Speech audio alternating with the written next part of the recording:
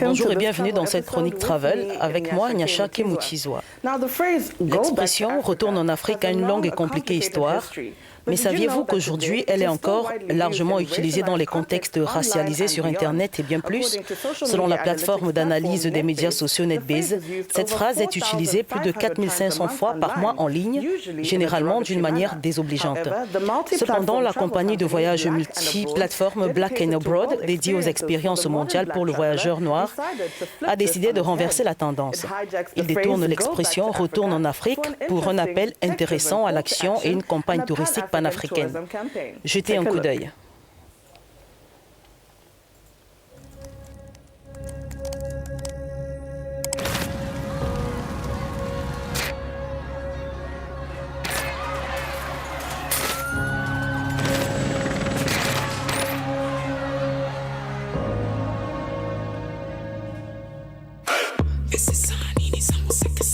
Them got me chinyanja bapana bachiba beating down in ambo kuteka rap on down in ambo biba bari kuama ni ambo kumeka maheta kupaka pena ambo bega bari bachiba ni ambo cheka shelela beating nimbo shelela beating nimbo shelela ona skile ona skile tanya menedi hangiri ni na family standing bambiri mukantiri bikari njise afana ni mutambire mukabede pama beating she lela pama beating she lela pama beating she lela pama beating she.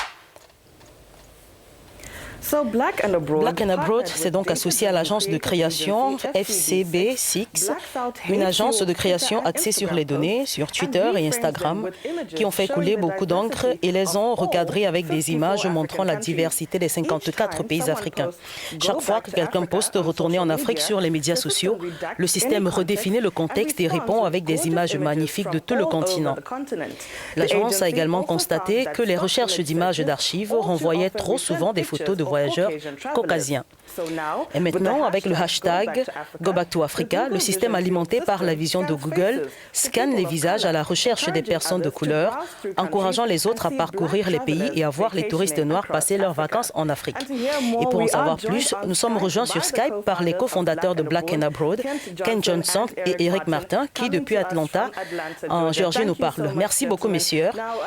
Alors, Eric, vous avez parlé dans une interview de démystifier le récit selon lequel l'Afrique est une terre isolée qui ne mérite pas d'être visitée. Parlez-nous de la perception de l'Afrique là-bas et de l'inspiration à l'origine du changement du récit du retour vers l'Afrique. Beaucoup d'entre nous dans le monde occidental ont déjà été victimes d'insultes racistes en Occident, nous demandant de retourner en Afrique comme si c'était une injure. Et nous voulons mettre en valeur la beauté du continent et créer cette familiarité au sein de notre peuple afin de montrer qu'il est vraiment fier de retourner en Afrique. C'est notre patrie, la patrie de nos ancêtres. Il y a la culture, il y a la nourriture, il y a des gens, il y a un courage spirituel que vous engrangez juste en vous connectant avec vos racines et votre patrie. Il n'y a rien de défavorable à y retourner. Alors, comment s'est déroulée la procédure d'acquisition et de prise de parole dans chacun des 54 pays? Certains pays ont obtenu plus facilement une image de marque que d'autres. Bien sûr, les voyages vers certaines destinations dépendent également du climat social de la région. Mais nous nous sommes efforcés d'obtenir des images positives dans chaque pays à mesure que nous avancions.